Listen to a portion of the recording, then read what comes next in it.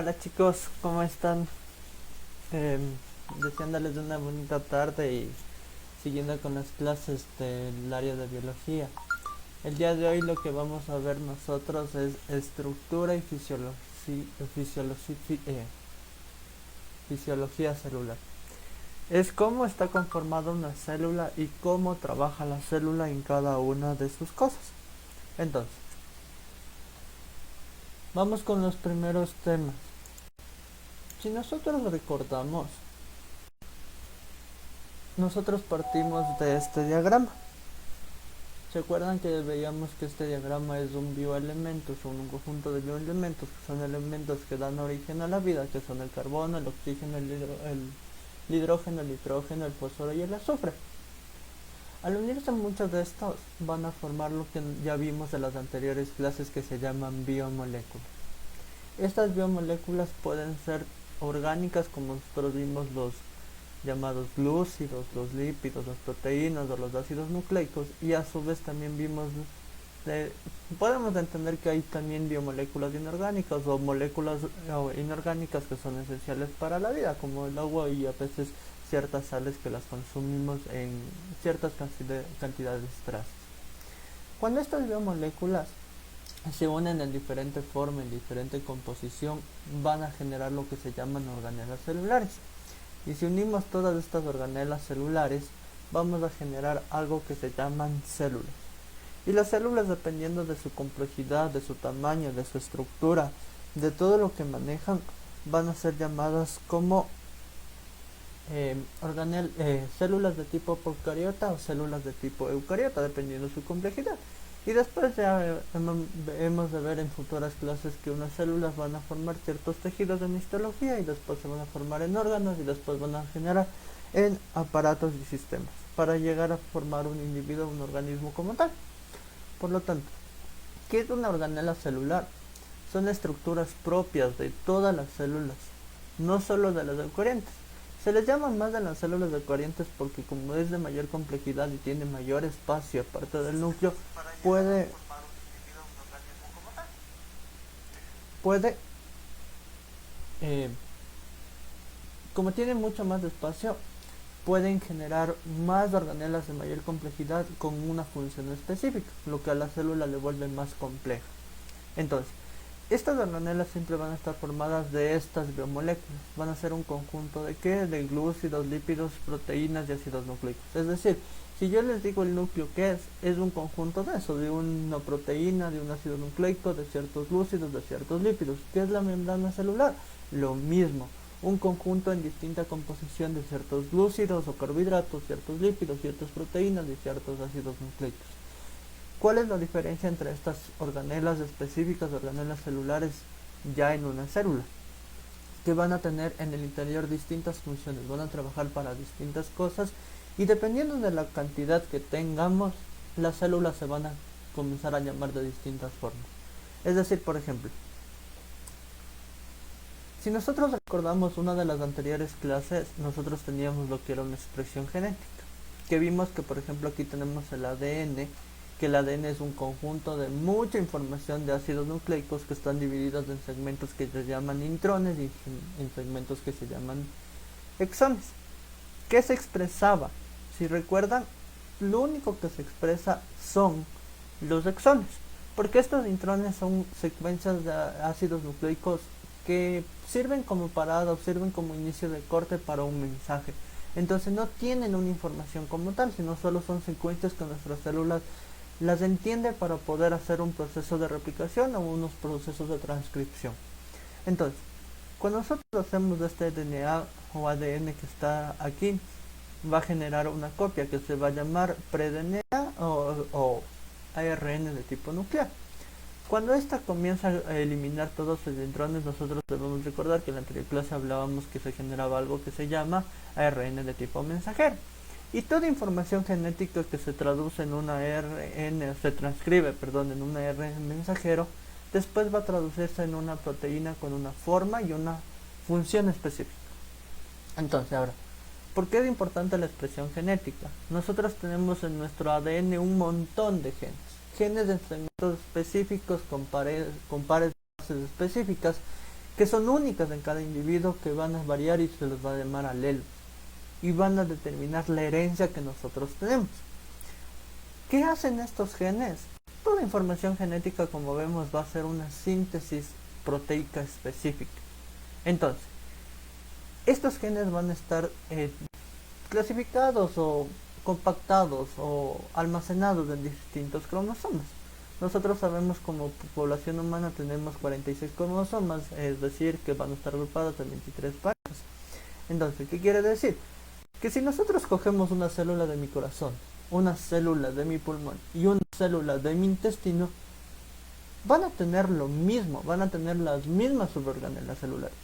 Lo que va a diferir son en dos cosas: en la cantidad de estas organelas celulares, ya sea en las mitocondrias, la cantidad de ribosomas, en la cantidad de aparatos de Golgi, porque van a tener funciones distintas. ¿Y por qué tienen distintas funciones?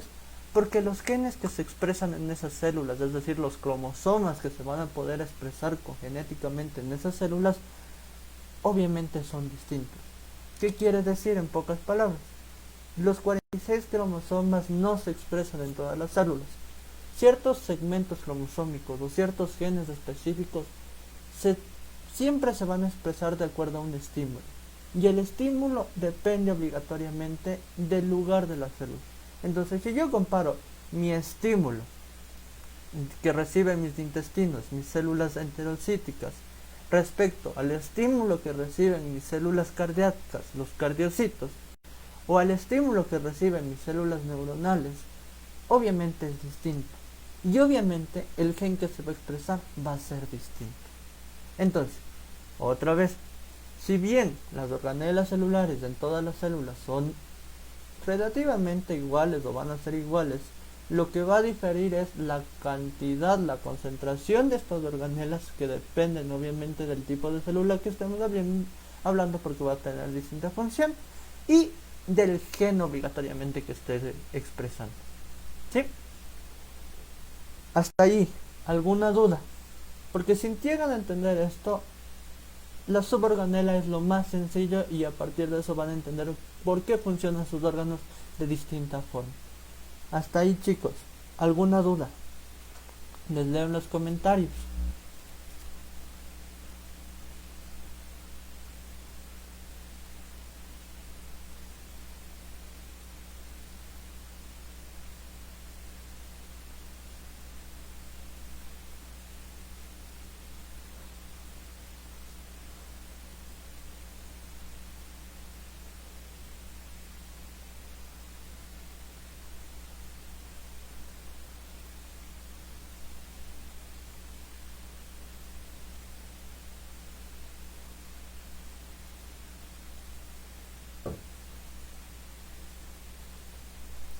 Si no tenemos alguna duda o a futuro les aparece alguna duda, no duden en comentar. Yo voy a estar muy pendiente de sus mensajes. Recuerden eso, ¿no? Entonces, ¿qué conlleva esto? Cada información, cada gen que ustedes tienen, se traduce en algo que se llama proteína específica, que tiene una forma, que tiene una acción, que tiene un mecanismo o sirve específicamente para algo. Entonces, vamos con la primera organela esencial y vamos a partir de este concepto, que dependiendo del estímulo, la célula va a generar distintas cosas, va a expresar distintos genes y por ende va a generar distintas proteínas. Entonces, la primera organela celular obligatoriamente que existe es el núcleo celular. Este núcleo celular tiene distintas estructuras. Si nosotros quitamos, como van a ver en la pantalla, los ribosomas y el retículo endoplasmático, que no son parte del núcleo celular, nos quedamos con ciertas estructuras.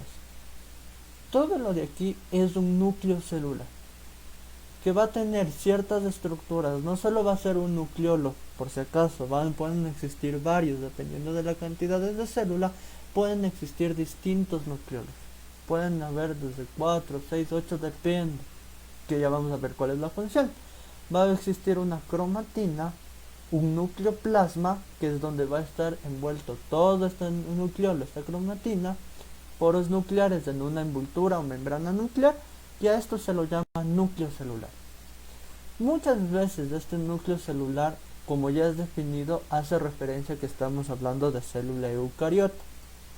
Pero si la célula que, digamos, o sea, una célula no tiene un núcleo definido o presencia o una ausencia relativa de un núcleo definido, ahora en la procariota ya no se llama núcleo, se llama nucleoide. ¿Sí? Ahora, ¿de qué depende el núcleo celular? Va a depender de estos dos principios. El número de nucleolos que tiene. ¿Y qué es un nucleolo?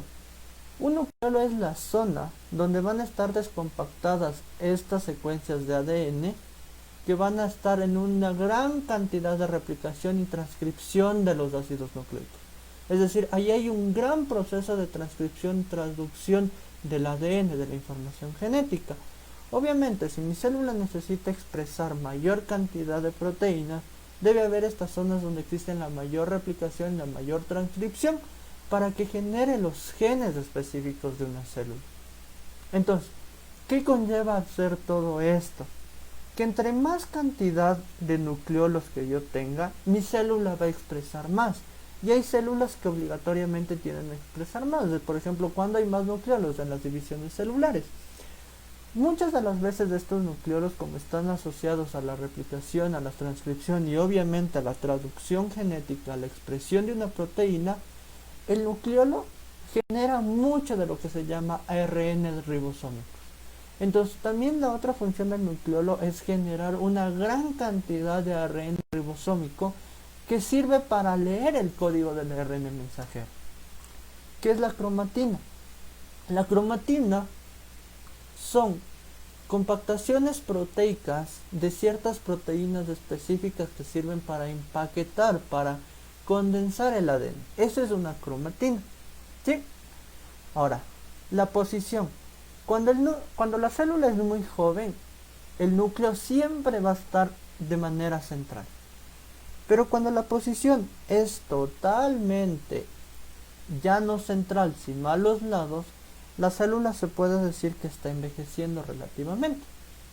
¿Qué es el nucleoplasma? El nucleoplasma es el conjunto de todas estas proteínas con la cromatina y con el nucleolo. Es el conjunto, es todo. Y tenemos la membrana nuclear, donde existen los poros nucleares, que es el segmento, la sección donde van a comenzar a salir los ARNs de tipo mensajero. ¿Sí? Entonces, ¿para qué sirve el núcleo celular? ¿Cuál es la función del núcleo celular?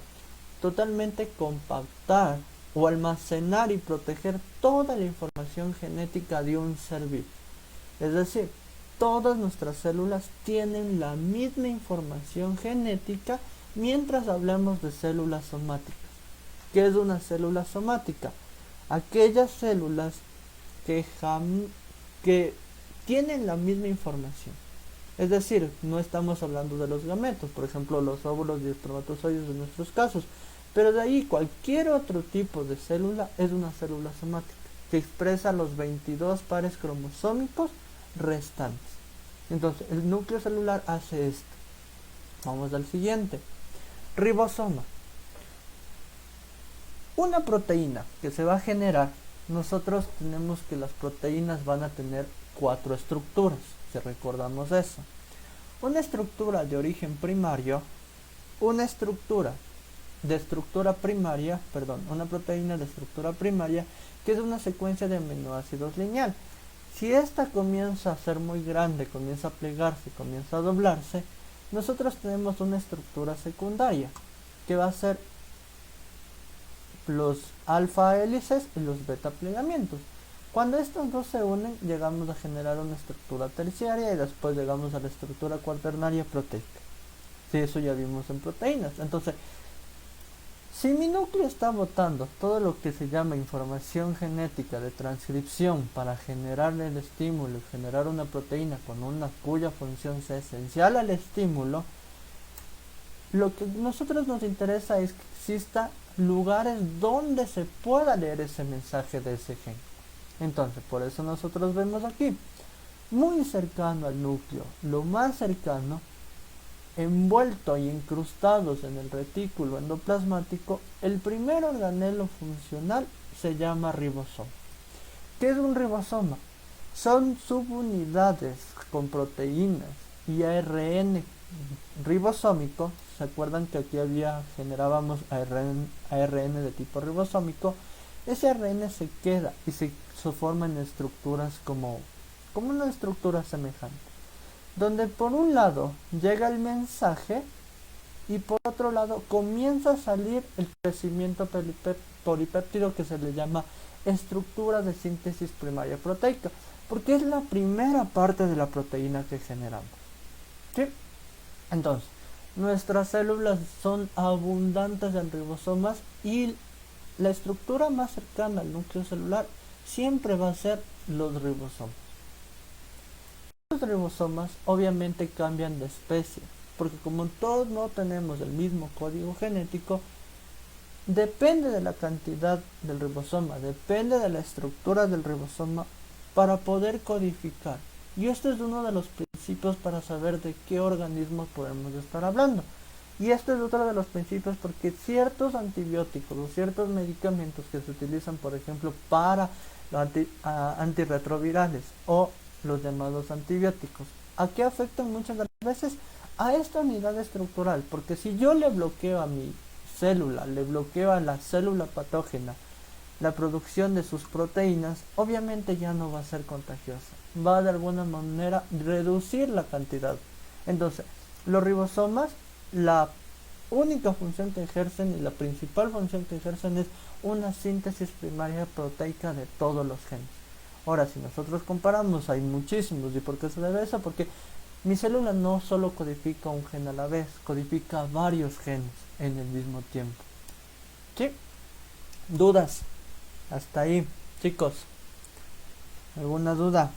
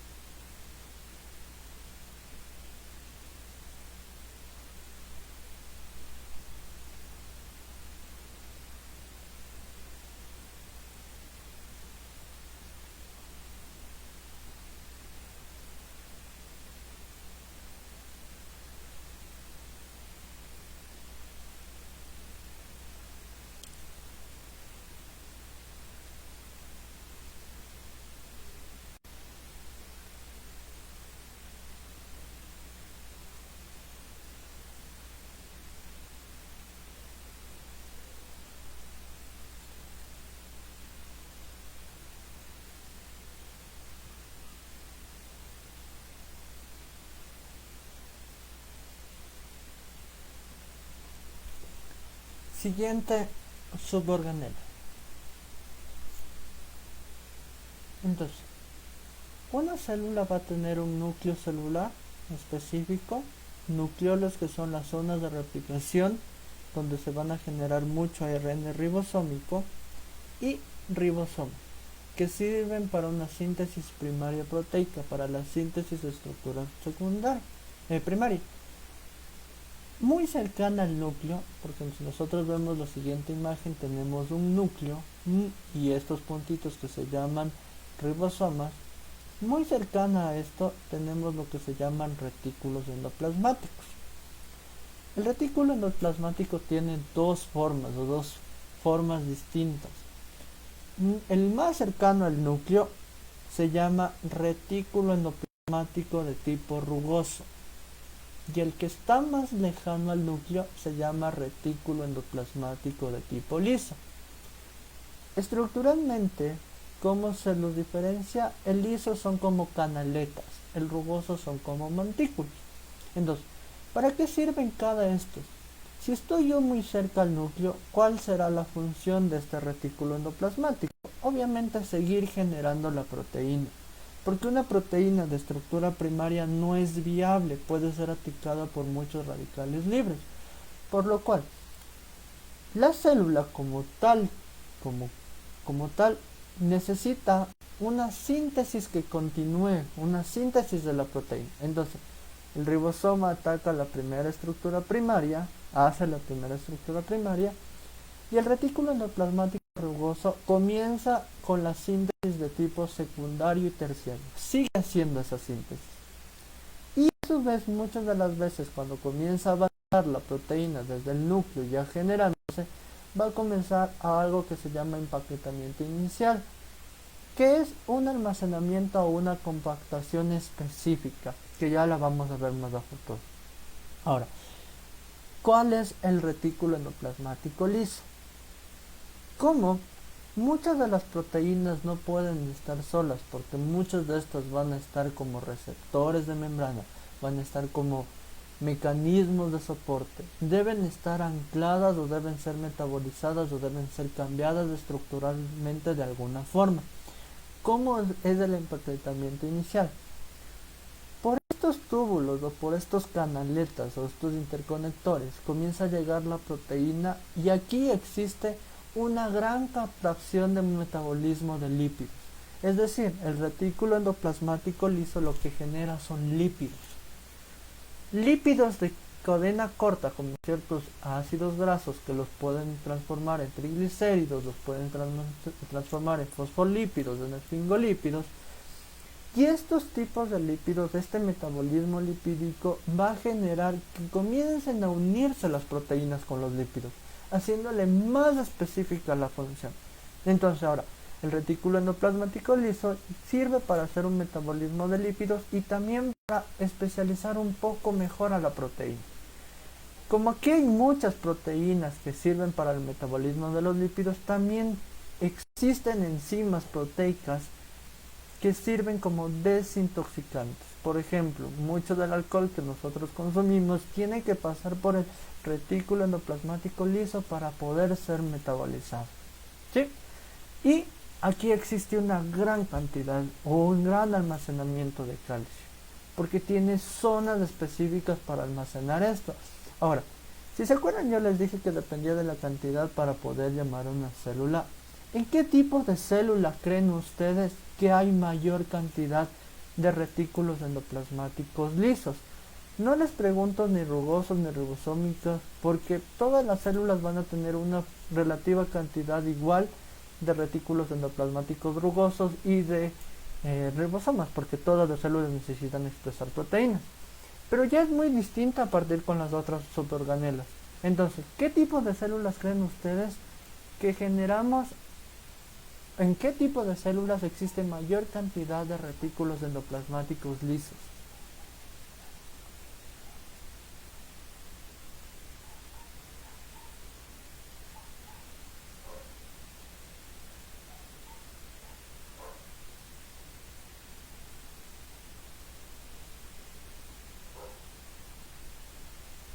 Ya, muy bien Camila, correcto, en los animales.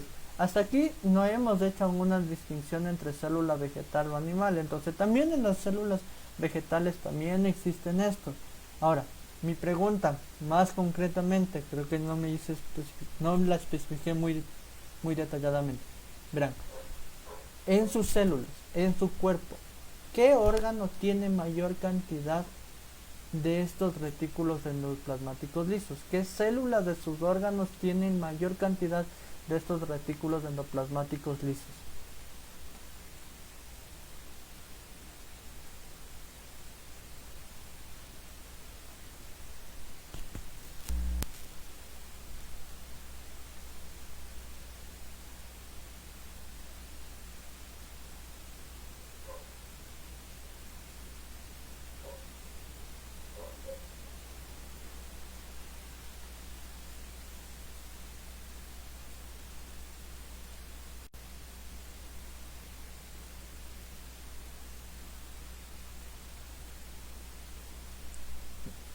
Ya, recuerden que todas las células que ya estamos viendo aquí, o sea, todo ahorita que estamos viendo es de una célula eucariota.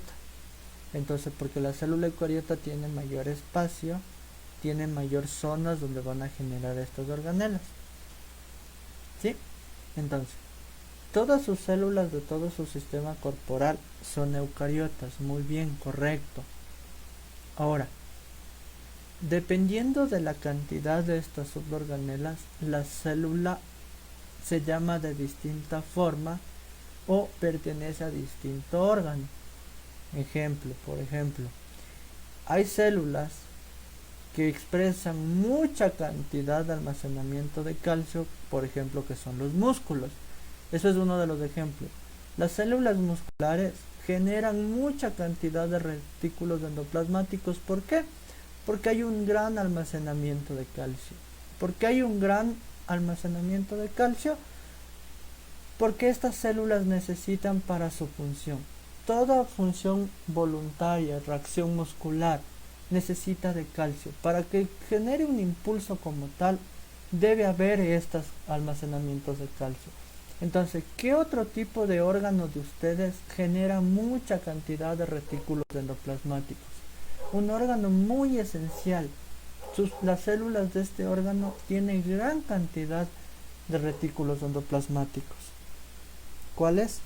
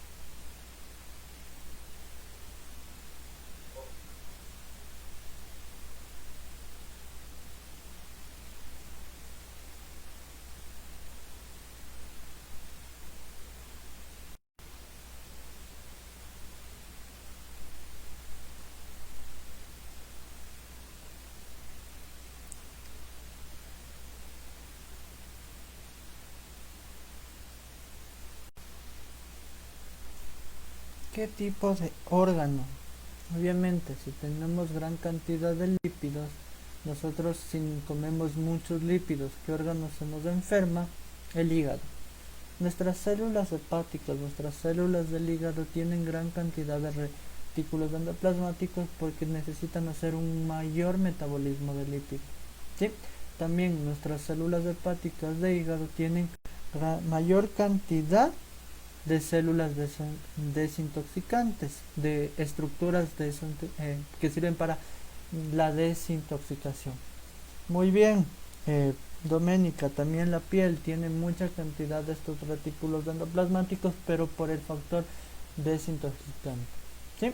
Entonces, hasta ahorita hemos visto núcleo celular, nucleolo, ribosoma y retículo endoplasmático liso, que es lípido, el liso, lípido, y el rugoso, que sirve para la especialización y la síntesis secundaria y terciaria y el empaquetamiento inicial proteico.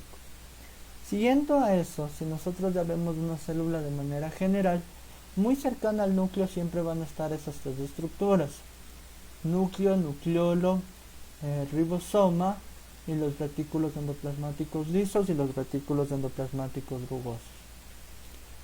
Cuando más lejano esté del núcleo, va a aparecer una pseudoorganela que se llama aparato de Golgi.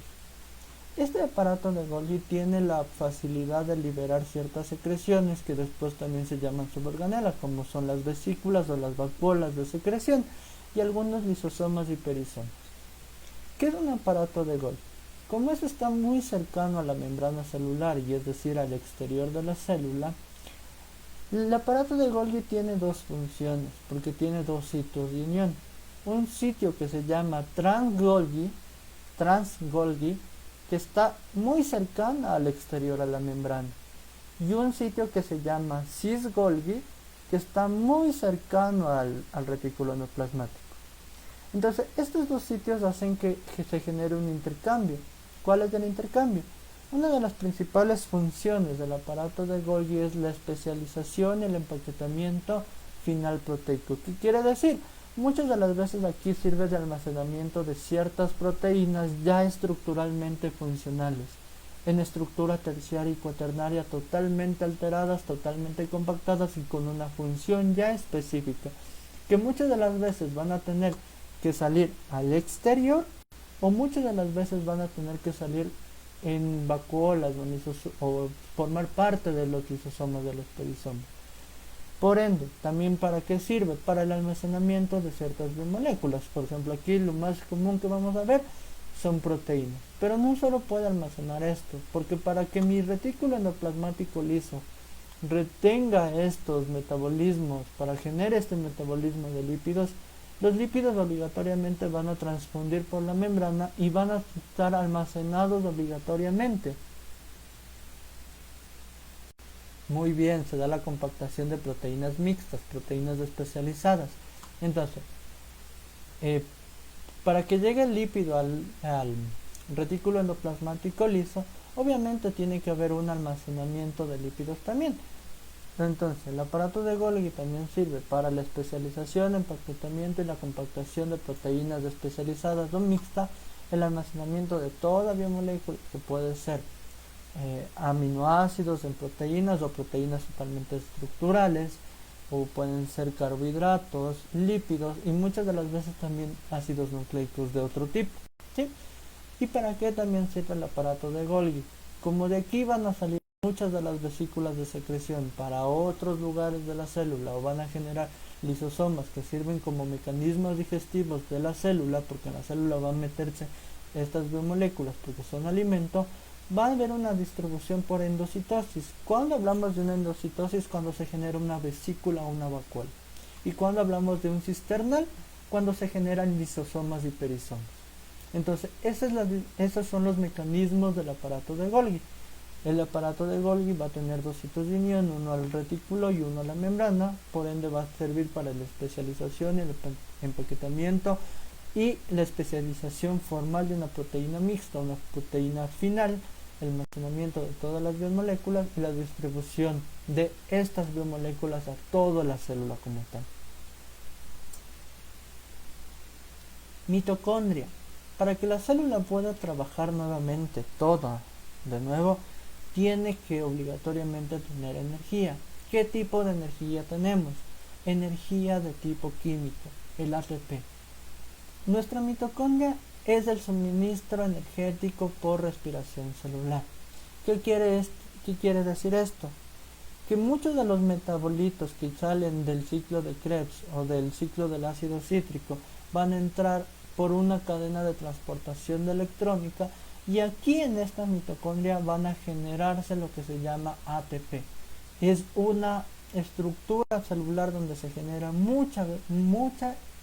partir de la glucosa, Camila, se genera mucha cantidad de energía. Entonces, ahora, como Camila decía, la glucosa es la primera fuente de energía, correcto. Nosotros utilizamos por respiración celular la glucosa y ese es el motivo que nosotros necesitamos hacer respiración celular. Pero en ciertos momentos, cuando no hay alimentos, también pueden generar energía por los ácidos grasos de los lípidos, pero ahí el ciclo ya no se llama ciclo de Krebs, ahora se llama beta oxidación, ¿sí? Y muchos de los aminoácidos, porque tienen una estructura muy similar al piruvato o muy similar al acetil-CoA, que es la glicina, que es un aminoácido esencial, puede también entrar a estos ciclos. Por lo general, todo lo que se haga en la matriz de la mitocondria se va a llamar fosforilación oxidativa, que es la generación del ATP por los denominados transportadores de electrones. ¿Qué es un transportador de electrones? Son proteínas capaces de recibir electrones de ciertas moléculas. Cuando entremos a respiración celular, cuando veamos fotosíntesis, vamos a ver que hay ciertas moléculas que pueden entregar ciertos electrones o pueden transportar ciertos electrones, como son el FAD, el NADPH, el ATP como el ATP mismo, y ciertas otras moléculas como por ejemplo los citocromos P40 o ciertos tipos de complejos citocromales. Entonces, ¿qué es una mitocondria? Una mitocondria tiene ADN. Este ADN va a generar también una expresión típica de los ribosomas. Pero este ADN es muy distinto al ADN que existe en el núcleo. Entonces es un ADN totalmente diferencial.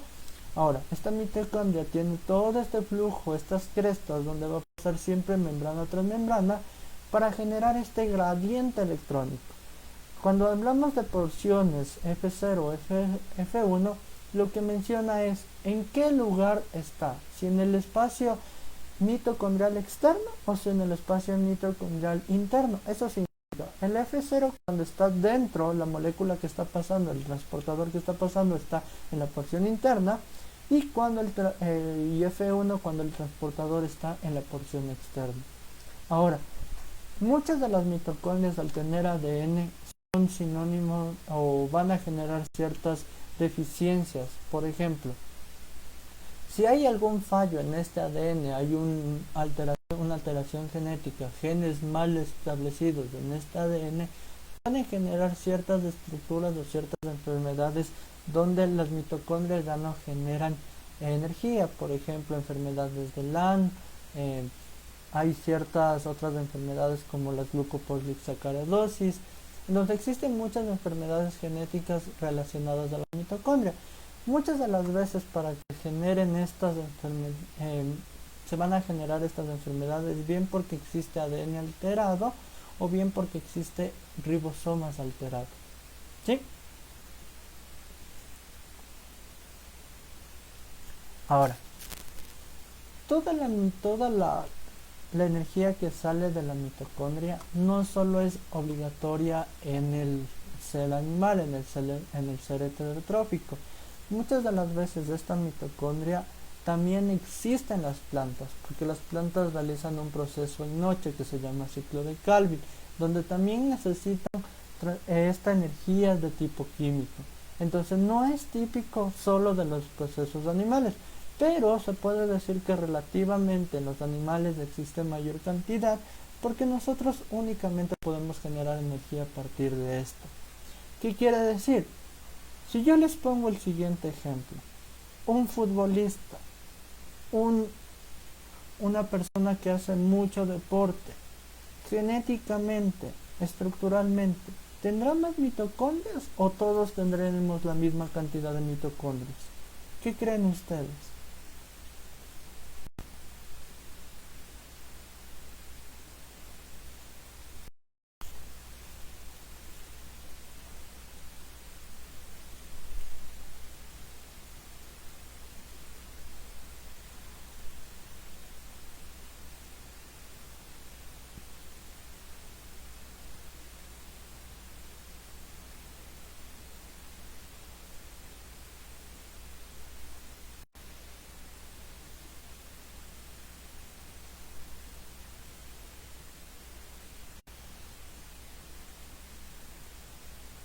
Va a generar mucha gran cantidad de ATP, pero estamos viendo por la cantidad. Un futbolista, ¿qué tendrá? ¿Mayor cantidad de mitocondrias o menor? ¿O tendremos la misma cantidad entre todos? ¿Habrá alguna diferencia? ¿Tendrá mayor cantidad de mitocondrias o no tendrá? ¿Qué creen?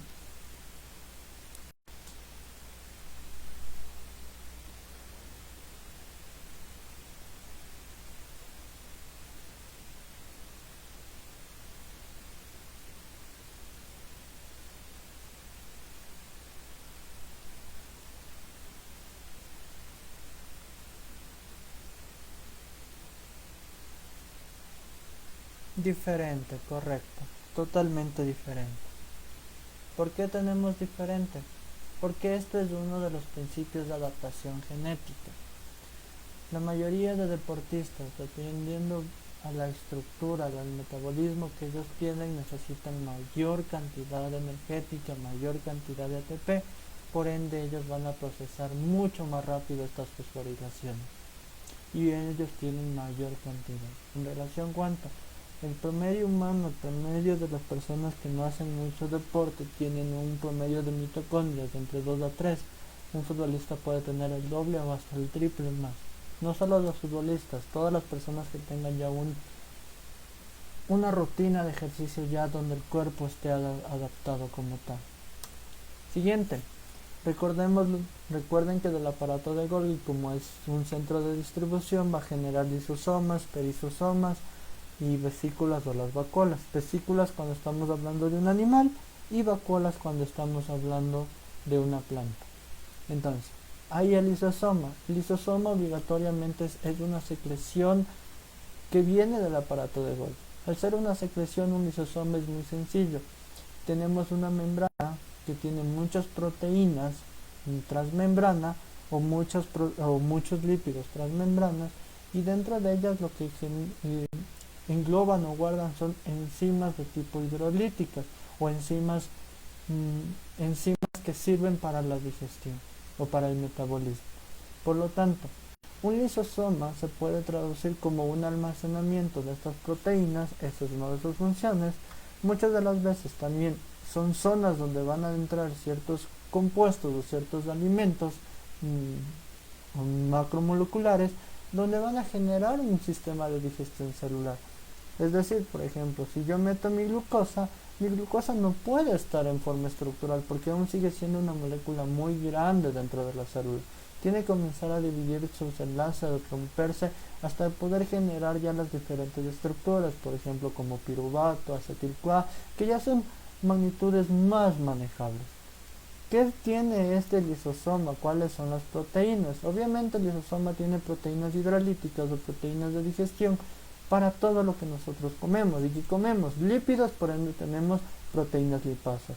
Comemos glucosa, diferentes tipos de glucosa, diferentes enantiómeros de glucosa, y por ende tenemos glucosidasas.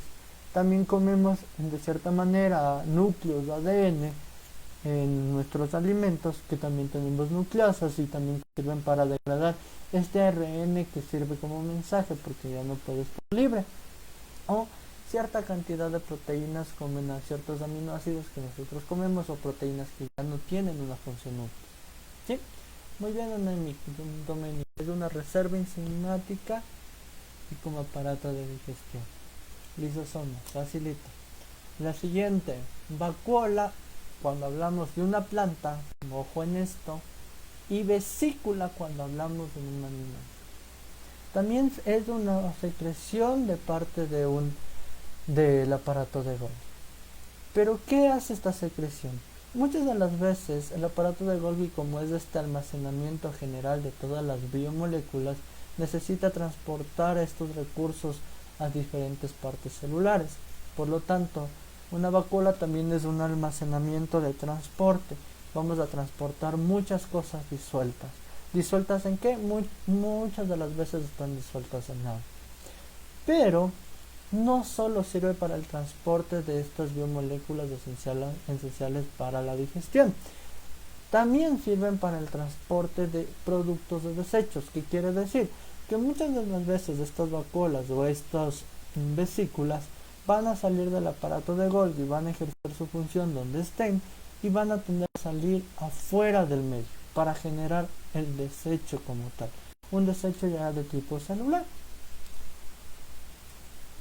Entonces recuerden muy bien, no solo es una zona de desecho, recuerden, no solo es una zona de desecho, es una zona de transporte, de almacenamiento de recursos que pueden ser alimento para otras zonas, y también cuando ellas trabajan van a generar desechos, y por ende también suelen decirle que es una zona de desecho.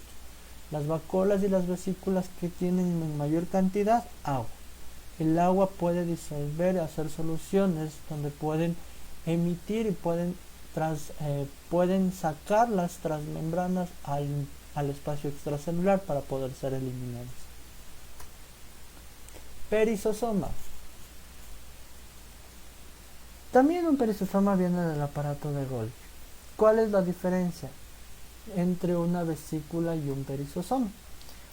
La vesícula es un almacenamiento, un transporte de alimentos o desechos. El perizosoma no se encarga de transportar nada.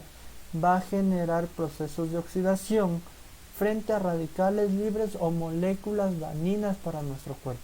¿Qué quiere decir? Son moléculas o son suborganelas que van a llevar en su interior cristales que sirven como catalizadores o como enzimas que van a poder degradar ciertos alimentos, o van a poder degradar ciertas estructuras o ciertos radicales libres o ciertos desechos como tal, para que no puedan intoxicar a la célula. ¿Cuál es el más común de los perisosomas? Tenemos peróxido de hidrógeno, que es el H2O2. Tenemos catalasas, oxidasas, que son proteínas ya estructurales que sirven para esto. Entonces, ¿qué tipo de células vamos a tener aquí donde hay una gran cantidad de eliminadores de desechos?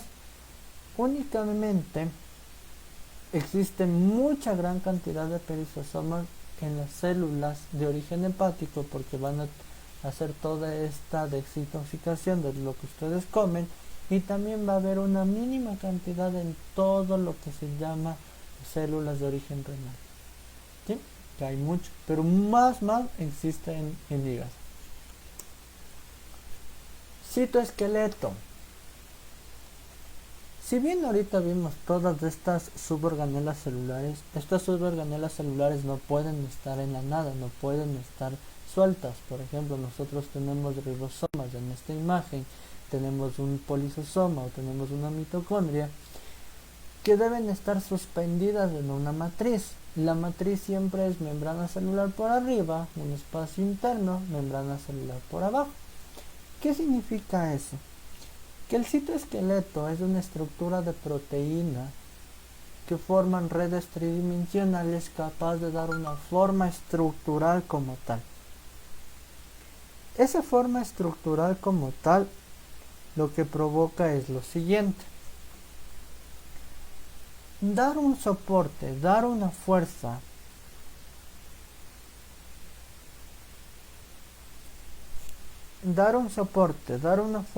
para que estas células, para que estas suborganelas no sean aplastadas. El citoesqueleto está presente en dos proteínas muy básicas, la actina y la miosina, que van a ser parte de los microfilamentos y los microtúbulos, y a su vez la unión de ellos va a dar los centriolos, o también llamados polisomos. Entonces, un citoesqueleto es literalmente el esqueleto celular como tal,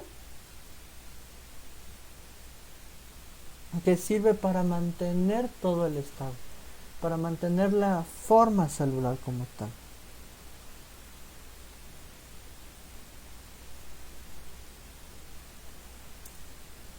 Ahora, dentro de este citoesqueleto, porque ya hablamos de una célula, hay algo que se llama citoplasma. El citoplasma siempre va a estar localizado. Todo lo que nosotros hablemos como citoplasma es toda la unión que está localizado, todas las estructuras que están localizadas desde el núcleo celular hasta la membrana nuclear. ¿Qué quiere decir que es el citoplasma? El citoplasma es todo. La cantidad de agua, que muchas de las veces corresponde al 80%, 70-80% del volumen de agua, el volumen celular como tal, y las estructuras como tal, por ejemplo, ribosomas, aparatos de Golgi, mitocondrias, lisosomas, perisomas, vacuolas, etcétera, etcétera, etcétera. A todo ese conjunto, a toda esa solución, y también a las macromoléculas, biomoléculas, proteínas que produzcan elementos, todo lo que produzca la célula se lo llama citoplasma. Es una solución de todo eso que está contenido entre el núcleo y la membrana. Ahora, el citoplasma va a tener dos partes, que son llamados flujos. Un flujo continuo es como una corriente de agua, donde va a haber el ectoplasma y el endoplasma. Todo lo que haga cuenta el ectoplasma es la parte externa, y todo lo que haga en cuenta el endoplasma es la parte interna. ¿Dónde habrá mayor velocidad, chicos? ¿En un ectoplasma o en un endoplasma? ¿Dónde debería haber mucho flujo de toda esta solución? Porque recuerden, si ya no hay flujo, se satura y la célula se podría llegar a explotar. ¿Dónde hay mucho flujo? ¿En el ecto o en el endo?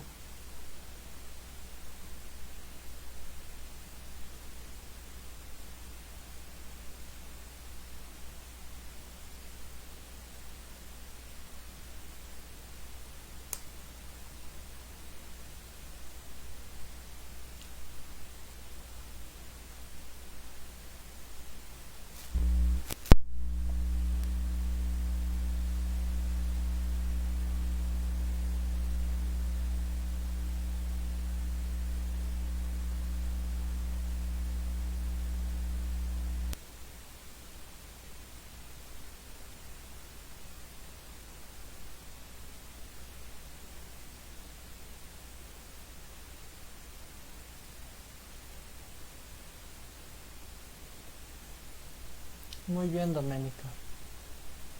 Existe mayor flujo como tal en el endoplasma porque recordemos, al lado del núcleo hay mayor cosas porque están los retículos. Entonces aquí debe haber un flujo continuo muy grande porque si no se colapsa el sistema de cisterna. Entonces el endoplasma tiene un flujo más grande que el ectoplasma. ¿Cuándo llamamos un citosol? El citosol solo hace referencia a las estructuras, a las suborganelas que tenemos, por ejemplo mitocondrias, aparatos, eso es un citosol. Citoplasma es el conjunto, la mezcla de todo. Citosol es cuando hablamos de suborganelas, y citoesqueleto es todo lo interno que mantiene, como vimos, que mantiene la forma estructural. Ahora, ¿en qué relación existe todo esto? Muchas de las veces existe un 70% de todas las soluciones como tal y un 30% de las estructuras como tal para el peso de una célula. Finalmente tenemos la membrana celular.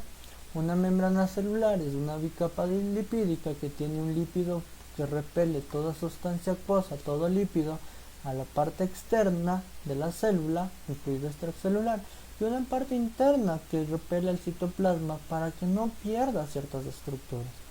En esta célula, por el tamaño y por la forma, puede haber un transporte de difusión pasiva. Muchos de los solventes orgánicos o muchas de las sustancias pueden pasar fácilmente mientras sean de un tamaño muy pequeño. Pero a la membrana celular también se le llama matriz o también se le llama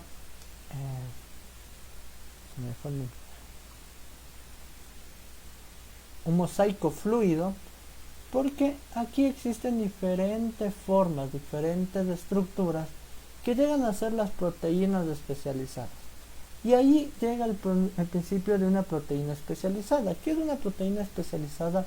Una proteína que está unida a un lípido, a un carbohidrato, a un aminoácido muchas de las veces, o también pueden ser no una proteína, sino un lípido unido a un carbohidrato, a un lípido unido a una proteína, o todas las opciones posibles entre las biomoléculas.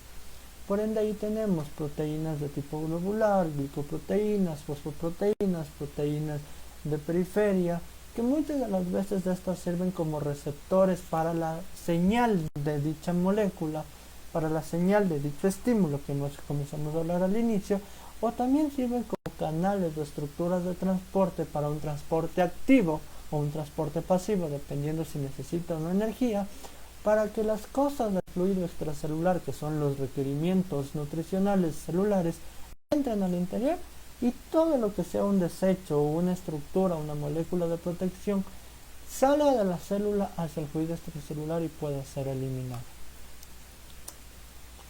Ahora, por lo tanto, hasta aquí yo nunca les diferencié entre célula animal o vegetal. ¿Por qué? Porque la célula animal y la célula vegetal tienen lo mismo. Únicamente ya tenemos que haber cambiado una cierta terminología. Tienen lo mismo que hemos visto una vacuola o una vesícula, dependiendo animal, vesícula o vacuola, que es lo mismo, y en unas células vegetales existe mayor cantidad de vacuolas. ¿Cuándo yo diferencio de célula animal a célula vegetal?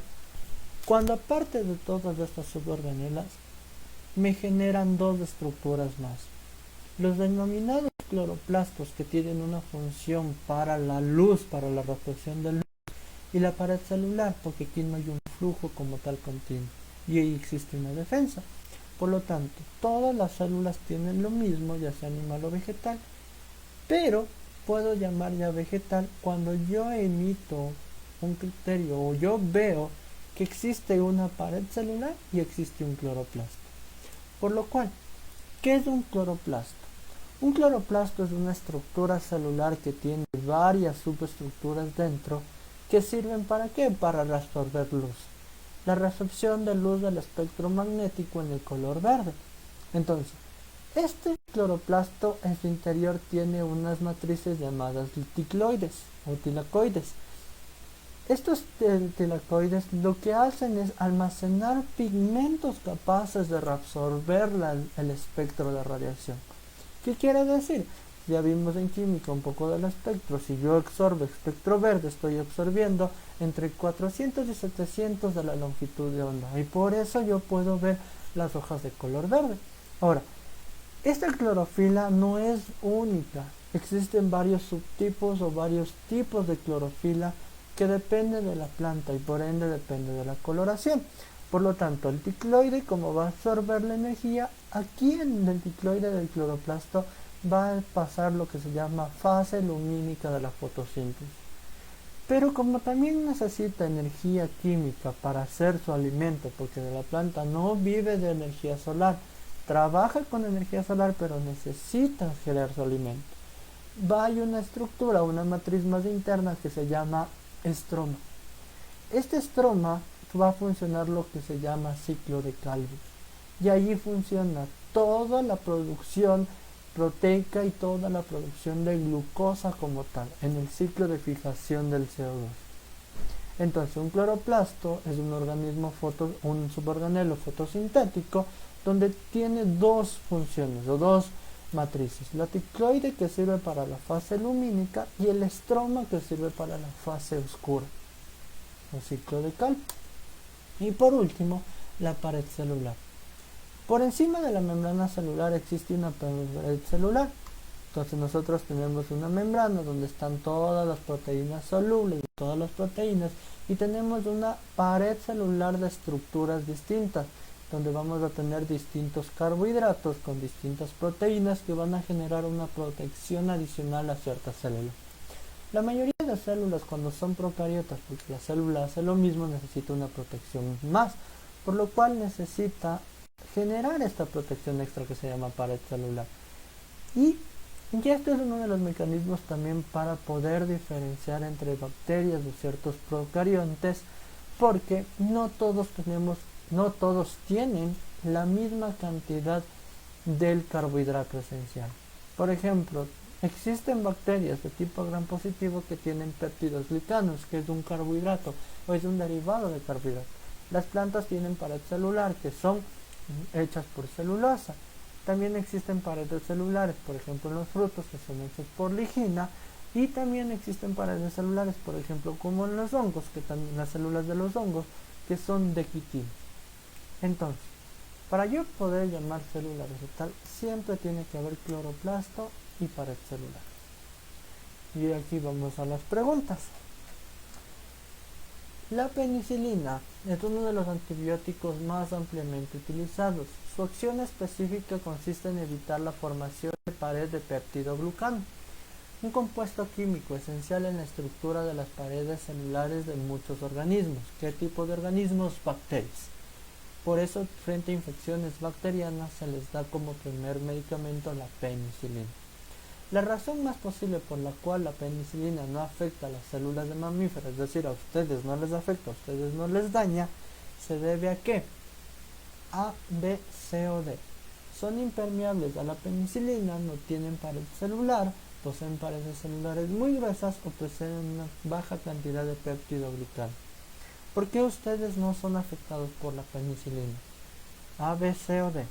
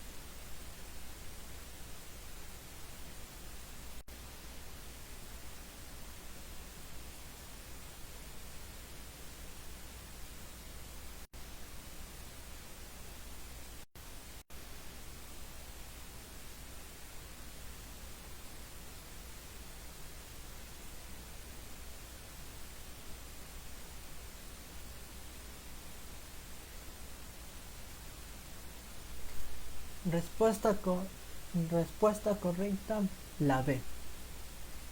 Recuerden que solo los protozoos, solo las plantas tienen pared celular. Ustedes no son ni bacterias y peor plantas. Nosotros tenemos membrana, ¿sí? Por eso tenemos un movimiento como tal estructural. Y recuerden, la penicilina afecta al peptidoglucano, afecta la pared. A nosotros la penicilina no nos hace nada estructuralmente, es mal a nosotros, porque no poseemos pared celular. Pero en cambio, a las bacterias, si ustedes tienen una infección de garganta, tienen una infección de vías bajas, una infección urinaria, una infección intestinal que se ha hecho por algún tipo de bacteria, comieron un pollo mal cocinado, un ave mal cocinado, les dio una salmonelosis, lo primero que les van a dar es penicilina, porque es el antibiótico de más bajo espectro que puede haber. Y es porque a las bacterias les va a causar daño. Entonces, respuesta correcta, la B. Respecto a los ribosomas, es correcto afirmar que los organelos que contienen todo el material genético de la célula, complejos macromoleculares donde se realiza la síntesis de proteínas, vesículas que contienen enzimas, organelos que modifican las proteínas y síntesis de ATP. Un ribosoma, ¿qué hacía? Acuérdense, ¿qué hace un ribosoma?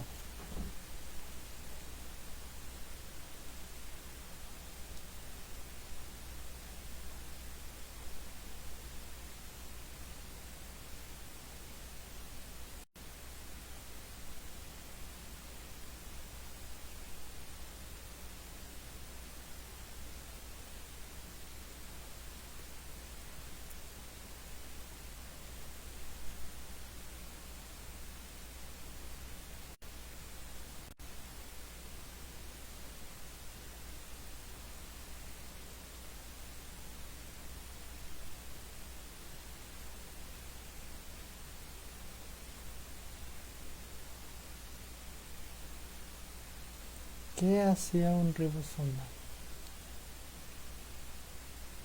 Un ribosoma únicamente sirve para la síntesis de proteínas. Entonces también la respuesta correcta, la B. Entonces chicos, ya saben, cualquier duda que tengan, como siempre me despido, les digo cuídense, tengan mucho cuidado. Cualquier duda que tengan, tienen los chats de sus cursos, escríbanme y ahí si es que tienen alguna duda. Y nos vemos chicos, que la pasen bien y esperemos vernos ya el siguiente mes. Adiós.